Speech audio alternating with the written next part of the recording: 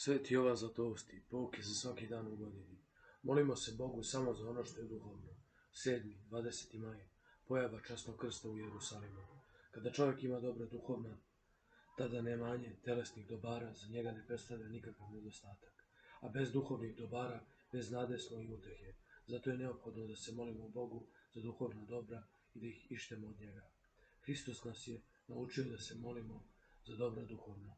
Ako se udubimo u molitvu Oče naš, vidjet ćemo da u njoj nema ničeg telesnog, da je u njoj sve duhovno. Čak i to malo što se odnosi na ono što je materijalno, hleb naš nasušni, za što se molimo u molitvi Gospodnjoj, zbog načina moljenja pretvara se u duhovno, u znak uma duhovnog i podvižničkog. A sjeti se šta tome prethodi, da se sveti ime Tvoje, da dođe carstvo Tvoje, da bude volja Tvoja i na zemlji kao na nebu. Matej 6:9-10. I pošto je pomenuo ono što se odnosi na ono što je materijalno, to je hleb nasušni, Hristos se odmah vraća na učenje duhovno, govoreći: i oprosti nam dugove naše kao što i mi opraštamo dužnicima svojim. Matej 6:12. Ništa nije rekao ni o vlasti, ni o bogatstvu, ni o slavi, već je u molitvu uključio samo ono što je korisno za dušu.